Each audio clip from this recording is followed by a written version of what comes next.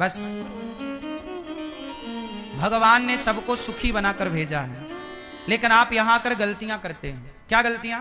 रावण सुखी था लंका में, लेकिन रावण ने गलती कर ली, सीता मां की तरफ देख लिया गलत नजरों से, और केवल देखा नहीं, जोर जबरदस्ती करने के लिए चला गया, उठा कर ले आया। ये रावण की गलती थी या नहीं? उत्तर दो। रावण ने सीता मां को चुराया, गलती थी। क्या हुआ? रावण का सर्वनाश हो गया। रावण लंका में खुश था। रावण जैसा खुश नसीब, रावण जैसा सुखी कौन होगा? लेकिन वो रावण गलती की करी, सीता मां को चुरा के ले आया। आप लोग भी गलतियां करने से बचो। भगवान किसी को दंड नहीं देते, लेकिन जब आप गलती करते हैं तो गलती करने पर हमारी सरकार भी, हमारा कानून भी दंड देता है, नहीं देता? हमारी कानून की व्यवस्था भी ऐसी है कि आप गलती करोगे तो हमारा कानून भी आपको दंड देगा, और ईश्वर का कानून भी दंड देगा। इसलिए कहता हूं गलतियां ना करो। गलती किसे कहते हैं? पराई स्त्री को देखना, वो भी गलत नजर से, ये गलती है। आप लोग भी बहन बेटियों को गलत नजर से देखते हैं। आप लोग मतलब कुछ लोग, है ना? कोई बहन जा रही है, उसे छेड़ने लग जाते हैं कुछ लोग, गलत गलत बोलने लग जाते हैं कुछ लोग। बहन बेटियों को देखकर ना जाने क्या क्या लोग बोलते हैं। आप गलती कर रहे हैं। पराई स्त्री को देखना गलत नजर से गलत है। रावण जैसा पावरफुल, रावण जैसा धनवान, रावण कितना बलवान था जानते हो? देवताओं के राजा इंद्र उसके द्वार पे पड़े रहते थे। शनि को वो अपने सिंहासन के नीचे दबा के रखता था। सारे ग्रह नक्षत्र उसके द्वार पे हाथ जोड़े खड़े रहते थे। ये रावण का पावर था। ब्रह्मा जी उसके द्वार पर वेद पढ़ाने आते थे। रावण पढ़ने नहीं जाता था। ब्रह्मा आओ यहीं, हम नहीं आएंगे, आप आओ। घर बैठे कोचिंग देने आते थे ब्रह्मा जी रावण को। आप लोग सावन का महीना आता है ना, रुद्राभिषेक करते हो, तो आप माटी के शंकर जी बना के रुद्राभिषेक करते हो। जब सावन आता था तो रावण शंकर जी को बोलता, भोलेनाथ मैं नहीं आऊंगा कैलाश, आप आओ। शंकर जी को साक्षात बुलाता लंका में, और श्रृंगी लेके और फिर अभिषेक करता, शंकर जी के ऊपर जल डालता।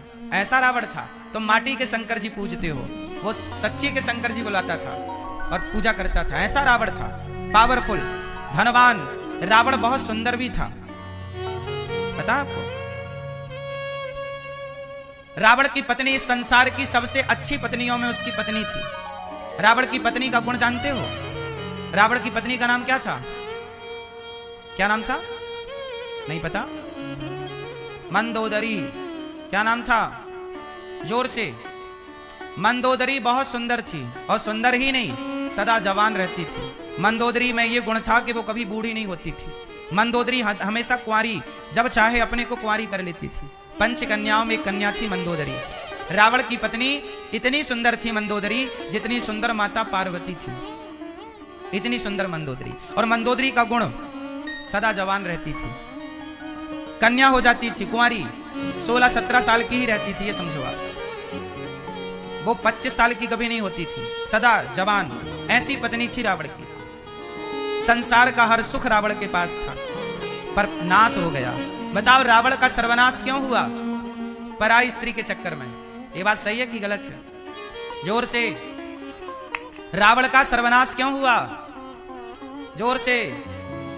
पराई स्त्री के चक्कर में। यदि पराई स्त्री के चक्कर में रावण का सर्वनाश हो सकता है, तो तेरा क्या हाल होगा रे कालिया? यदि तू भी पराई नारी के चक्कर में पड़ेगा, क्या होगा? इसलिए कहता हूं कि अपना भला चाहते हो तो इतिहास से सीखो। इतिहास सबसे बड़ा दर्पण है। इतिहास सबसे बड़ा, जोर से, दर्पण है। इतिहास से जो सीखता है वो समझदार है, और इतिहास से जो नहीं सीखता एक नंबर का मूर्ख है।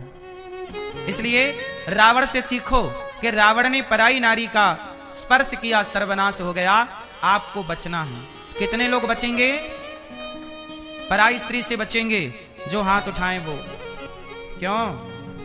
सरकार हाथ बात नहीं उठ रहा है।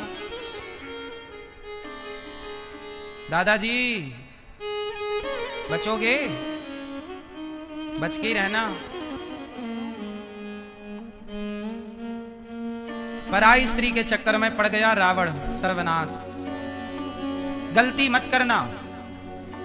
भगवान ने सबको सुखी बनाकर भेजा। संसार में सब लोग सुखी हैं, दुखी क्यों होते हैं? वो गलती करते हैं। तो आप में से कितने लोग गलती नहीं करेंगे? ये बात केवल पुरुषों के लिए नहीं है, स्त्रियों के लिए भी है। स्त्रियां भी अपने अपने पतियों को छोड़कर पराये के चक्कर में भाग रही हैं। कुछ सही है कि गलत है? फिर अपने वाले को तो ड्रम में पैक कर देती हैं, कुछ वह पराये के संग टपोरी के संग घूम रही हैं। ये कुछ स्त्रियों के लिए है, सबके लिए नहीं। गलती कोई ना करे, ना पुरुष गलती करे ना स्त्री। स्त्री भी सूपनखा का विवाह हो चुका था। पति का नाम था विद्युत जिह्वा। राम के पास आई, बोली आप बहुत सुंदर हैं। राम जी बोले क्या चाहती हो? तो सम पुरुष न मो सम नारी, ब्याह कर लो। राम जी बोले हमारा तो विवाह हो चुका, आपका हुआ कि नहीं? बोल रही मैं तो कुंवारी हूं, जबकि शादीशुदा। सूपनखा राम जी से कहती है विवाह कर लो। राम जी बोले हम नहीं करेंगे। लक्ष्मण जी के पास गई, आप कर लो। लक्ष्मण जी बोले हम तो राम के दास हैं, यदि हमसे विवाह करोगी तो हम तो राम के चरण दबाते हैं, आपको सीता मैया के पांव दबाने पड़ेंगे। बोले हम पांव नहीं दबाएंगे। तो लक्ष्मण जी बोले फिर राम से जाके कहो कि हमसे विवाह करें। कभी राम के पास, कभी लक्ष्मण जी के पास कहती हमसे विवाह कर लो। ना तो राम जी ने स्वीकार किया, ना तो लक्ष्मण जी ने स्वीकार किया। अच्छा, राम लक्ष्मण ने क्यों स्वीकार नहीं किया? जबकि सूपनखा तो बड़ी सुंदर बन के आई ना, बड़ी सुंदर थी। वो भी सुंदर बन के आई थी नहीं, कर लिया उसने अपने को। माया जानती थी तो रूप रंग बदल लेती थी। बड़ी सुंदर ही बनकर आई, लेकिन ना तो राम ने देखा उसकी ओर, ना तो लक्ष्मण जी ने देखा। क्यों? हम भारत के पुरुषों के संस्कार ही यही हैं कि हम पराई नारी को देखते ही नहीं आंख उठा करके। ये संस्कार है हमारे। ये संस्कार तो रावण के थे, लंका का था वो, कि वो पराई नारियों को देखता था। इसलिए राम की पूजा होती है, क्योंकि वो पराई नारी की तरफ कभी आंख उठाकर नहीं देखते। तो आप लोग रावण की तरह बनना पसंद करोगे कि राम की तरह? सूपनखा की तरह बनना पसंद करोगी कि सीता मैया की तरह? अच्छा ये बताओ, आप स्वतंत्र होना चाहते हैं कि नहीं? क्यों मैया? ओ लाल मैया, देखो कैसे सिर घुमाए के पंचायत चल रही है। मैया, ओ मेरी माँ, सुन लो, आप लोगों को स्वतंत्रता चाहिए कि नहीं? किस किस को स्वतंत्र होना है? कोई रोक टोक ना हो, ना हमें माँ रोके ना बाप रोके, हमारा जो मन करे वो हम करें। कितने लोग स्वतंत्र होना चाहते हैं? कोई रोक टोक नहीं। कितने लोग स्वतंत्र होना चाहते हैं? आप स्वतंत्र होना चाहते हैं? किससे? माँ बाप से? कोई रोक टोक ना हो, कोई रोके ना, कोई टोके ना, हम जो करें करने दिया जाए, कोई रोके ना, यही स्वतंत्रता? देखो बहुत लोगों ने हाथ उठाया कि हमें स्वतंत्र होना है। अच्छा ये बताओ, रावण स्वतंत्र था या राम स्वतंत्र है? सूपनखा स्वतंत्र है या सीता मैया स्वतंत्र है?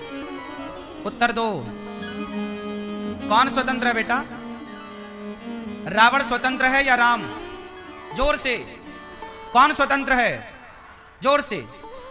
स्वतंत्र है रावण, राम स्वतंत्र नहीं है। रावण स्वतंत्र है किसी भी नारी को चुराने के लिए। रावण स्वतंत्र है गलत काम करने के लिए, लेकिन राम स्वतंत्र नहीं है। राम बंधे हैं मर्यादा की बेड़ियों में, बंधे हुए हैं राम, इसलिए वो मर्यादा पुरुषोत्तम है। किस में बंधे हैं राम?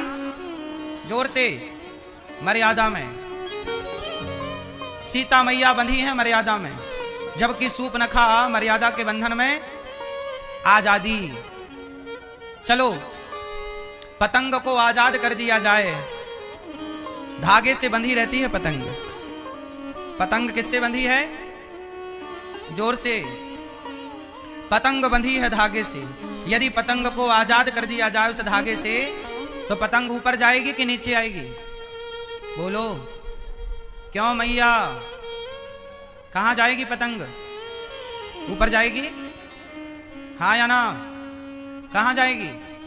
नीचे। पतंग धागे से बंधी होती है ना तो ऊपर जाती है, और धागा कट जाए, टूट जाए तो पतंग, जब तक आप मर्यादा के धागे से बंधे हैं, संस्कारों के धागे से बंधे हैं, तब तक ही आप ऊपर जाते हैं, गगन चूमते हैं, ऊंचाइयों तक पहुंचते हैं। और जैसे ही मान मर्यादा संस्कारों के धागे से आप मुक्त होना चाहते हैं, वैसे ही आप धड़ाम से नीचे गिर जाते हैं।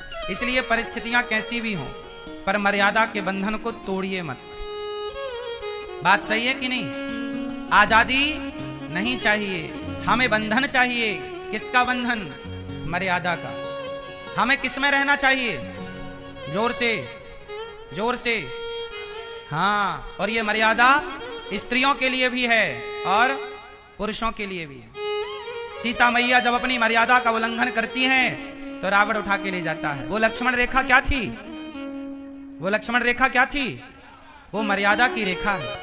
इसलिए नारी मर्यादा की रेखा का उल्लंघन ना करे और पुरुष मर्यादा का उल्लंघन ना करे, क्योंकि यदि मर्यादा का उल्लंघन किया गया तो चाहे आप स्त्री हो या पुरुष, चाहे आप रावण हो या